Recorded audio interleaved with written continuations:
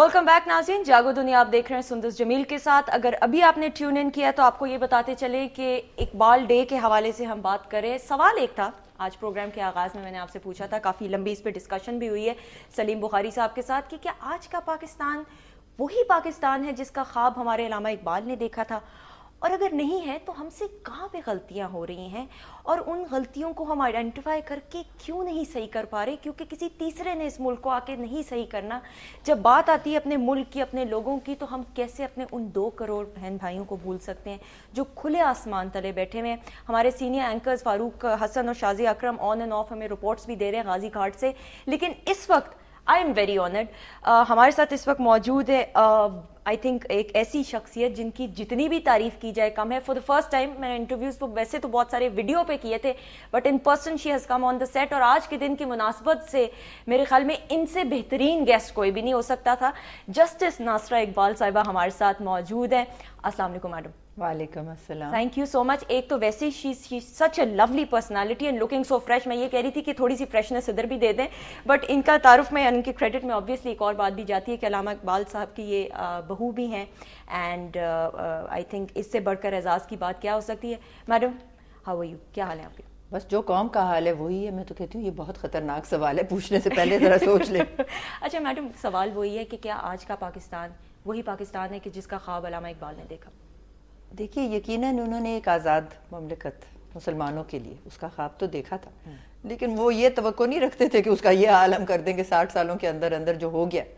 तो मैं इस हवाले से समझती हूँ कि हालात तो वैसे नहीं है जैसे वो सोचते थे कि होंगे, क्योंकि वो तो बहुत, आपको पता है, एक मायूसी के दौर में उन्होंने अपना फ़िक्र का इजहार भी किया और सोच भी की, जिस वक़्त मुसलमान सारी दुनिया में तनज़्ज़ुल पजीर थे, इसलिए कि हर जगह महकूमी का शिकार थे और खिलाफत की मूवमेंट जो थी वो ख़त्म हो गई थी, और जो लोगों ने यहाँ से हिजरत की अफ़गानिस्तान में, वो वहाँ पे उनका बहुत बुरा असर हुआ। यहाँ भी महकूमी थी और जगह भी थी, और मायूसी बहुत थी।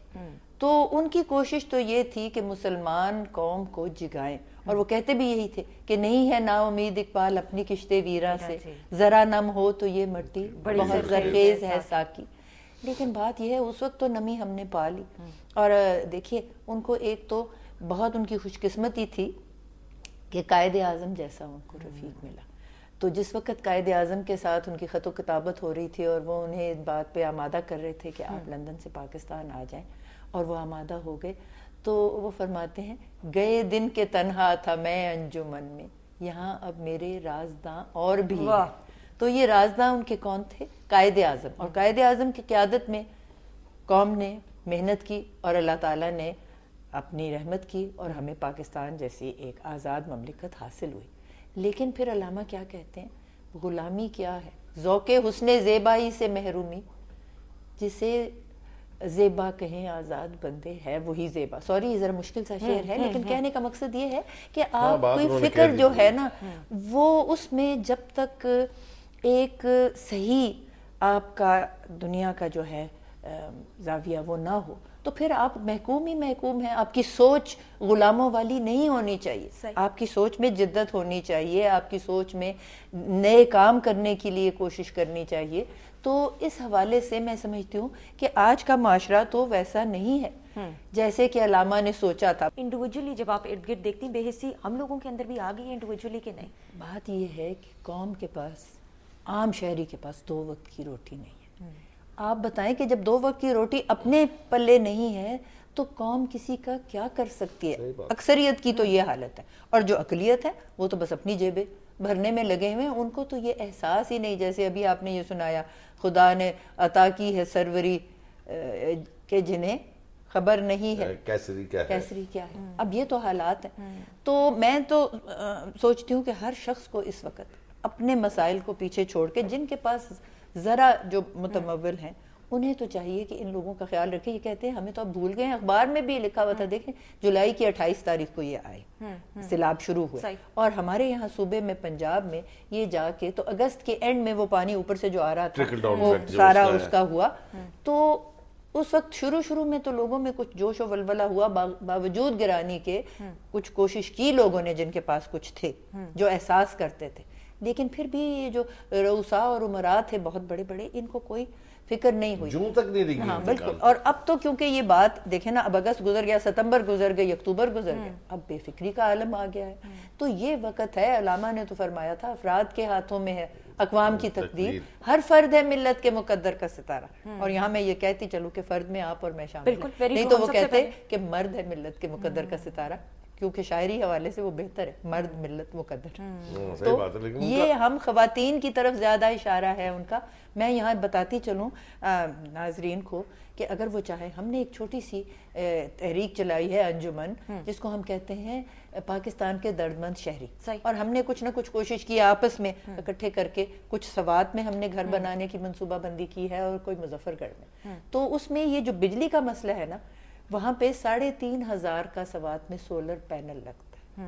3,500 میں ان کے گھر پہ اپنی، اور وہاں بجلی کی اتنی ضرورت نہیں ہے کیونکہ پنکھے ونکھے اور یہ فریج وغیرہ کا تو ان کو نہیں ہے نا. تو وہ جو 2-3 بتیاں اور یہ ہیں، وہ اسی سولر پینل سے ان کا گزارا ہو جائے گا. وہ تو بجلی کے بل سے مستثنا ہو گئی، یہ تو جان چھٹی. اب مظفر گڑھ میں یہ جو سولر پینل ہے، یہ کس حد تک ہوگا افیکٹو میں نہیں کہہ سکتی، کیونکہ گرمی بھی تو آنی ہے نا، ابھی تو سردی ہے. پھر اس وقت ان کو پنکھا بھی چاہیے، کچھ نہ کچھ چاہیے، ٹھنڈا پانی، کوئی ایسا سلسلہ. تو پھر کیا کریں گے؟ لیکن کوشش ہماری یہ ہے کہ ان کی ضرورت کے مطابق ہم ان کے گھر میں ان کی تعمیر جو ہے اس میں ان کی مدد کریں، تعمیر نو میں. اور اس جو بچے ہیں جو باہر کھیل رہے ہیں گلیوں میں، ان کے لیے چاہے وہاں پہ کوئی آپ چھوٹا سا اپنے گھر سے ردی پیس ضائع ہو گیا ہو، قالین ہی بچھا دیں، ان کو کتابیں دے دیں، ان کو کاغذ دے دیں، ان کو پینسل دے دیں. پوسٹر کمپٹیشن ہم نے کرائی تھی، یہ جو سوات کے بچے تھے، کہ آپ بتائیے کہ آپ کیا توقعات کیا ہیں، آپ کی امنگیں کیا ہیں، اور آپ کے حالات کیا ہیں. میں کہتی ہوں رونا آتا تھا دیکھ کے کہ انہوں نے کیا بنایا.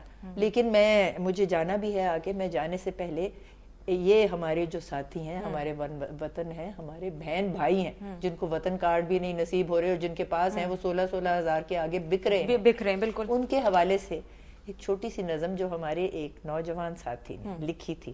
جب سوات میں وہ بہت بڑا آیا تھا نا، ایک یلغار آئی تھی ان کی جو ہے دہشت گردوں کی، اور وہ آ گئے تھے سوابی اور مردان اور ان علاقوں میں. تو اس وقت بھی، لیکن آج بھی وہ جو حالات ہیں ان پہ نظم پوری اترتی ہے. اجازت دیں، یہ اقبال کی نہیں ہے، یہ ایک نوجوان کی ہے. تو اس نے کیا لکھا؟ وہ جو در بدر خاک بسر ہوئے، وہ جو لٹ گئے بے گھر ہوئے، وہ نہ مانگے تم سے تمہارا گھر، نہ تمہارا سکھ نہ تمہارا در، وہ تو چاہتے ہیں عمر بھر انہی بستیوں میں گزر بسر. یہ کڑا وقت، یہ سختیاں، ہے ہمارے رب کا یہ امتحان.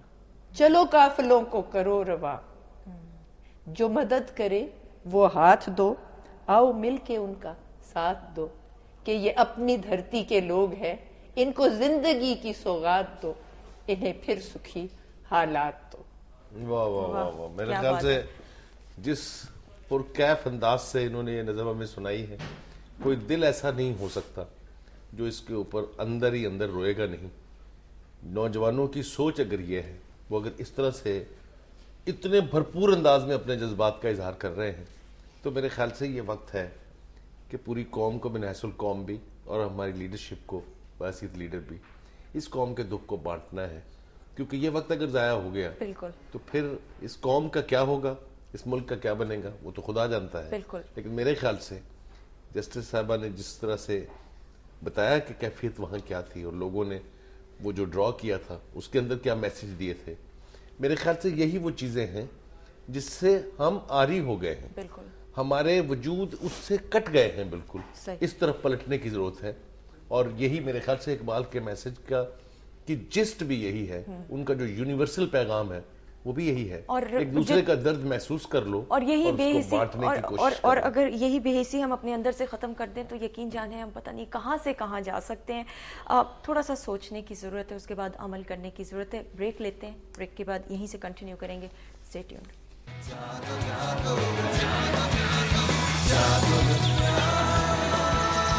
جاگو